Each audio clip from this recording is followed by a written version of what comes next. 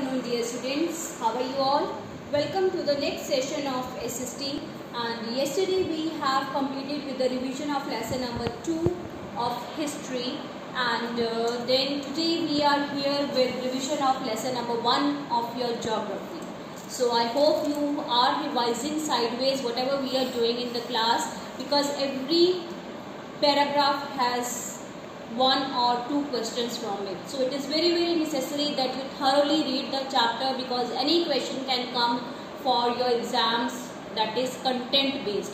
So please don't say later on that we have not done this, because every line has been explained to you and we have also taken the revision as a recap. So let's start with lesson number 1, that is our Earth and solar system.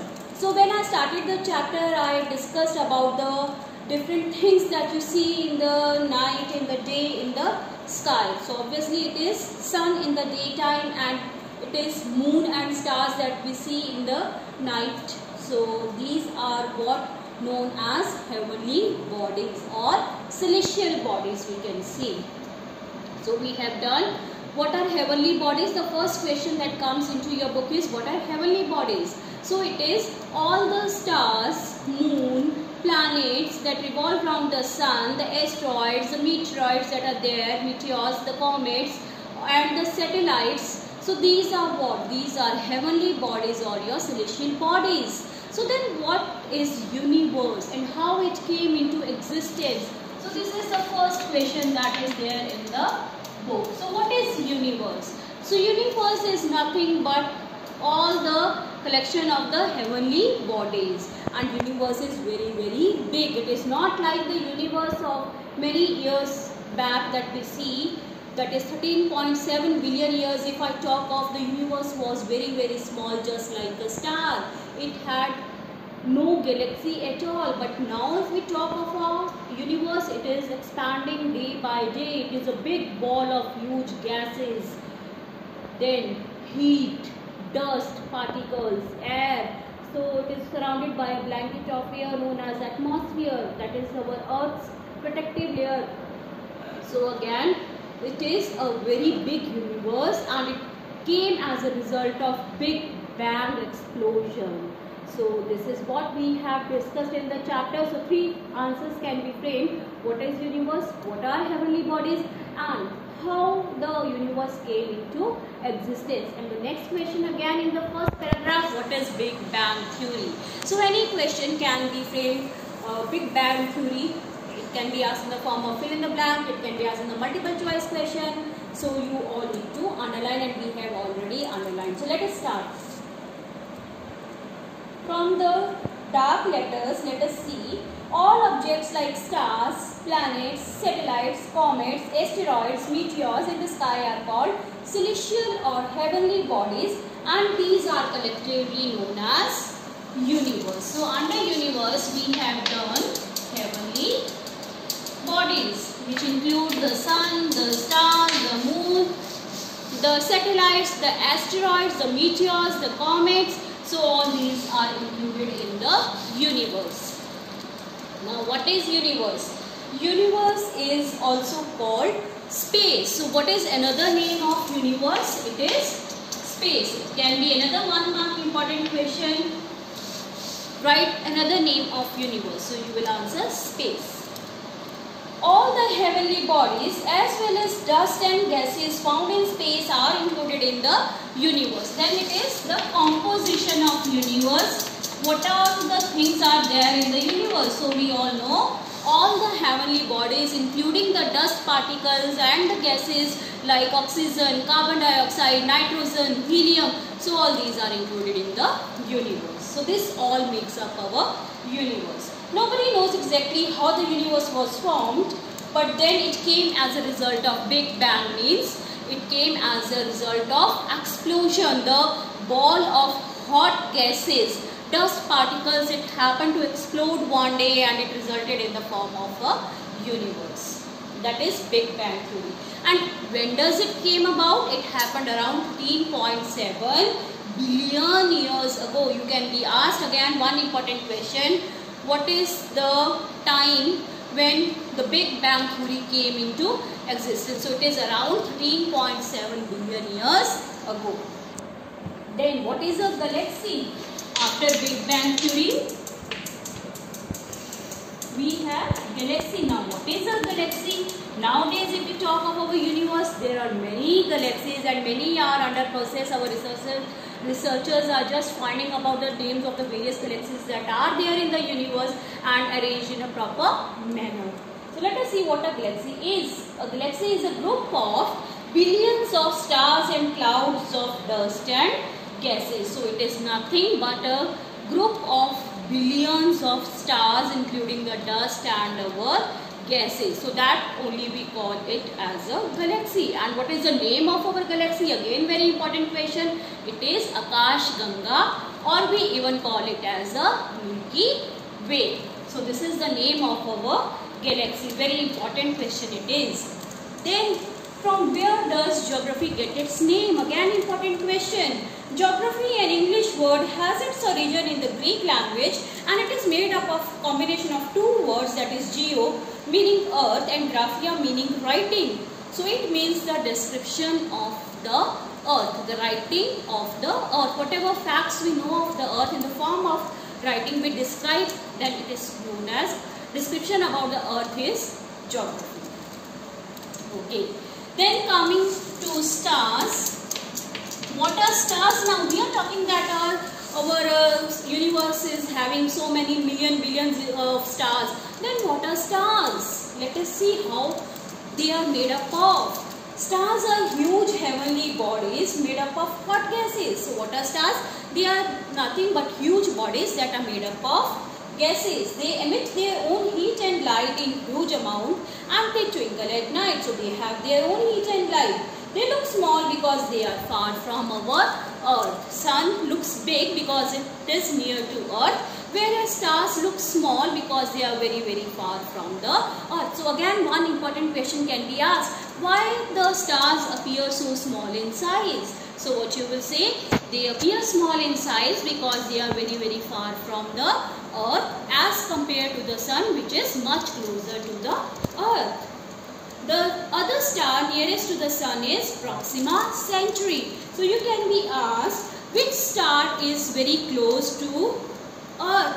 So you will write down Proxima Centauri is the star which is very close to the earth. Okay. Then you have something about light year.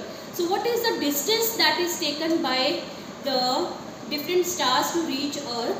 A light year is the distance travelled by light in 1 year. The distance of Proxima Centauri from the earth. Now what is the difference between this star that is closest to the earth and between the earth and this star is 4.25 light years, and light year is the distance travelled by light in 1 year. So light year takes 1 year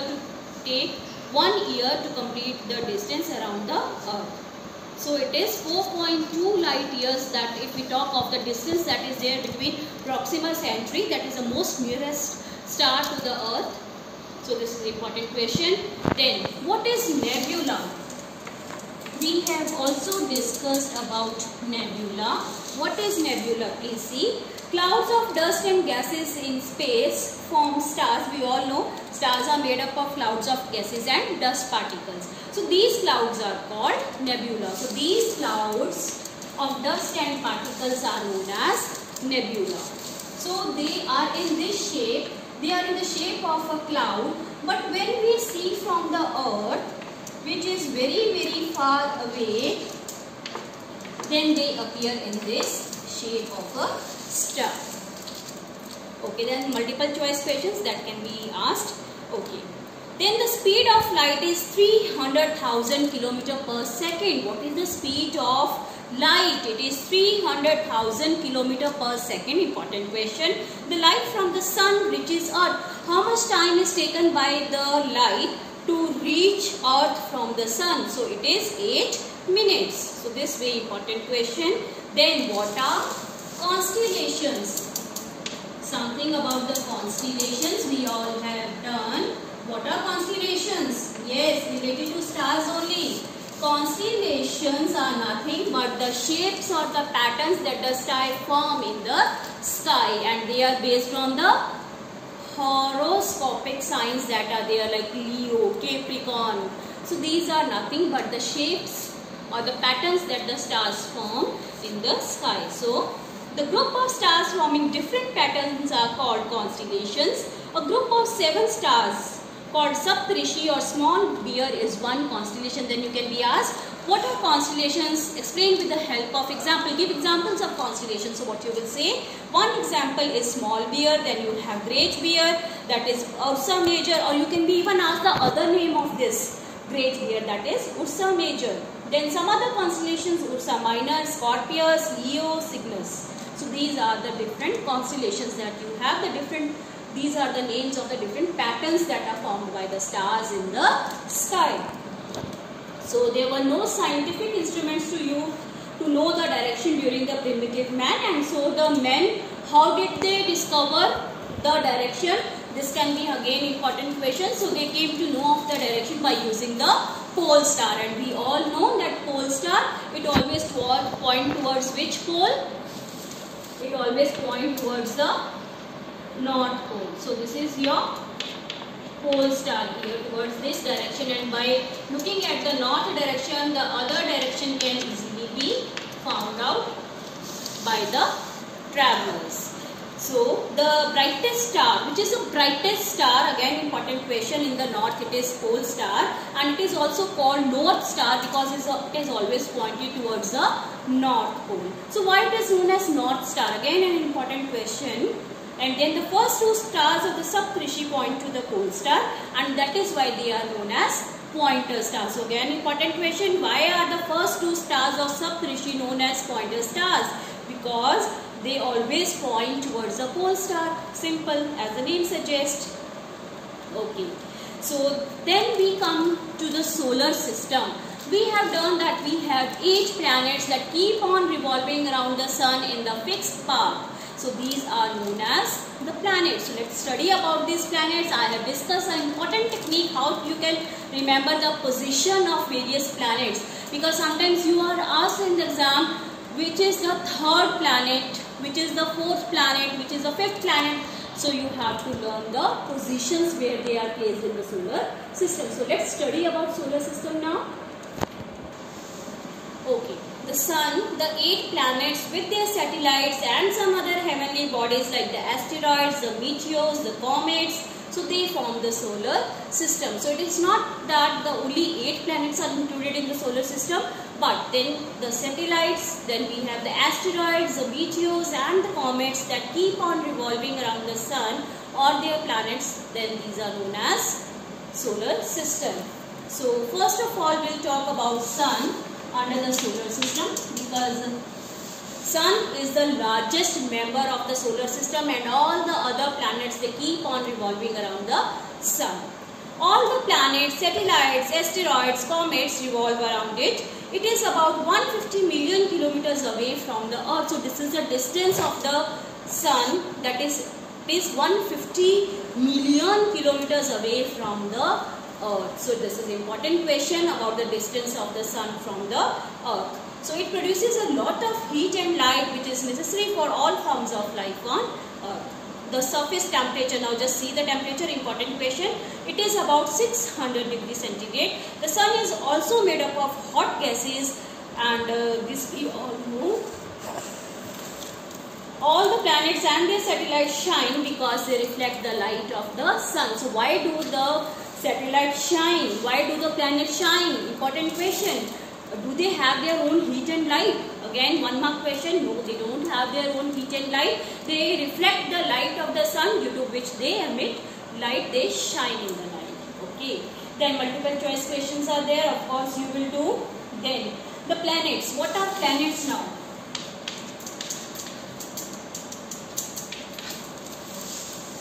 Planets are celestial bodies that do not have their own heat and light. What are planets then? Planets are heavenly bodies that don't have their own heat and light.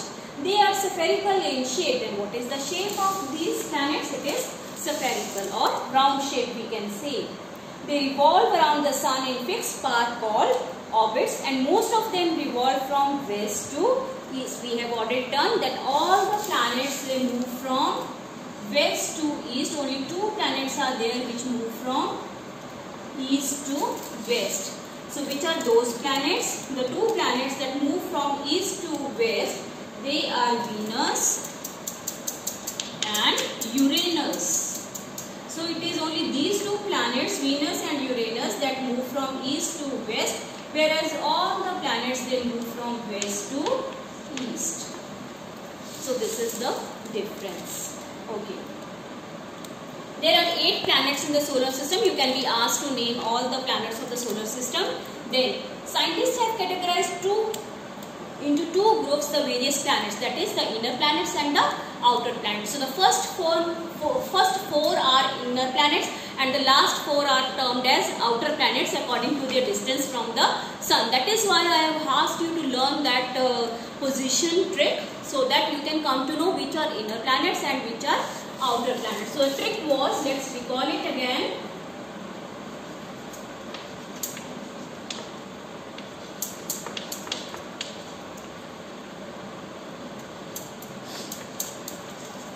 Did you recall?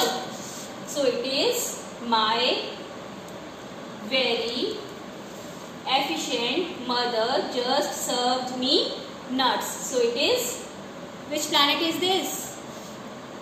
Which is the first planet if you see according to your this diagram? Just see. It is Mercury. So M stands for Mercury, V stands for Venus, E stands for Earth, N stands for Mars, J stands for Jupiter, S stands for Saturn, M again stands for Mercury, and N stands for Neptune.